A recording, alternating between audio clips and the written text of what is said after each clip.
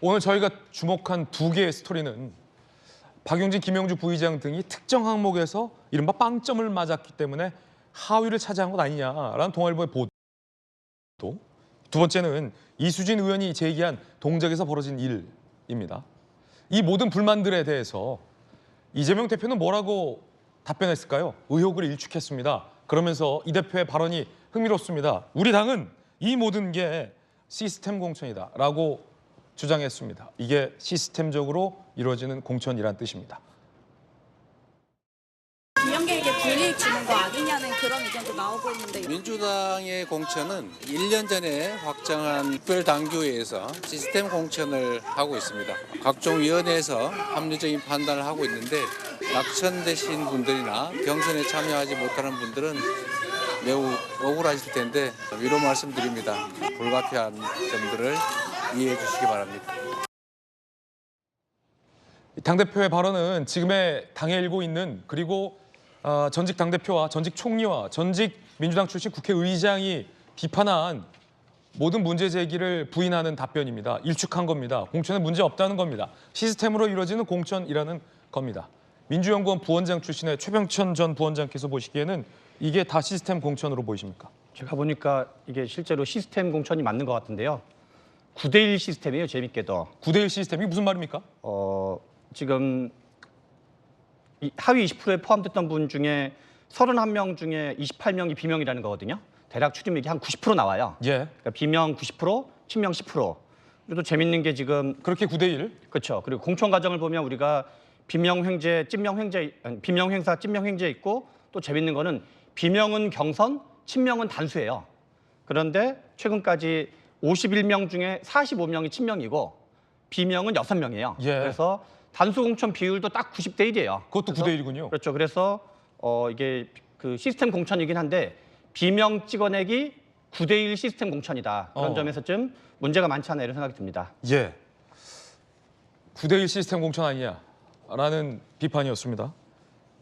노웅래 의원 이야기 좀 준비되어 있는데 노웅래 의원은 지금까지도 단식 농성을 하고 있습니다. 이 대표의 이야기부터 먼저 들어보시죠. 노웅래 의원 참으로 안타깝습니다만 본인이 인정하는 것이 있고 그것이 뭐 절차상 잘못되었다, 그 실수다 이렇게 말씀하시는 것 같기 때문에 아마 특정한 사실은 인정을 본인이 하시고 계셔서 그 자체로도 문제가 되지 않았나 싶습니다. 그런 점들을 어쩔 수 없다는 사실을 좀 수용을 해주시기를 다시 한번 부탁을 드립니다. 이런다고 해서 상황이 바뀌지는 않습니다. 또 바뀌어서도 안 됩니다. 하자가 있지 않느냐라는 의미입니다. 이에 대한 노웅래 의원 본인의 이야기도 준비되어 있는데 들어보시죠. 저는 일관되게 검찰의 부정한 돈 수수 주장을 부인해왔습니다. 부정한 돈을 받지도 않았고 인정하지도 않았습니다. 법정에서도 검찰 조사에서도 어디에서도 부정한 돈을 받지도 않았고 인정하지도 않았습니다. 부당한 공천 바로 잡힐 때까지 무기한 농성하겠다 하는 뜻으로 농성하고 있다는 것을 분명히 말씀드립니다. 이 같은 논란에 대해서 이재명 대표는 거듭 시스템 공천이라 문제없다라고 일축하고 있습니다. 그런데 지금까지는 배제되고 있는 사람들의 이야기였는데요. 이런 논란 없이 대거 단수 공천을 받은 친명 후보들 몇면의 논란이 재조명되고 있는데 함께 보십시오. 이른바 막말 논란을 빚었던 친명들은 대거 단수 공천을 받고 있다는 얘기입니다. 정청래 교섭단체 연설 중 고성항이 권칠승 천하나 함장에게 부하를 다 죽였다라는 얘기를 했었죠. 김승원 국회의장에게 GSGG 유명했던 사례죠. 김용민 윤 대통령에게 이제 그만두셔야죠. 문정보 탈북 태용 의원에게 변절자다 등등등. 단수 공천 17명 중 막말 논란을 배제하더라도 친명 인사가 무려 14명. 정혁진 변호사님 보십니까? 그러니까 민주당 시스템 있다라고 했는데 저도 마찬가지로 인정을 하는데요. 그런데 저는 조금 그 최 부원장님하고 생각이 다른 게 이게 뭐 9대1 시스템 이런 시스템이 아니라 망가진 시스템이에요. 시스템이라고 하면은 아니 이렇게 기계를 갖다 쫙 돌리면은 정상적인 제대로 된 제품이 나와야 되지 않겠습니까? 그런데 지금 나오는 게 불량품이 너무 많아요. 그러니까 수율이 많이 떨어져요. 이렇게 되면 어떻게 됩니까? 이걸 납품을 하면 다 클레임 들어와가지고 다 반품되고요. 이게 오래오래 이제 지속이 되다 보면 어떻게 되느냐?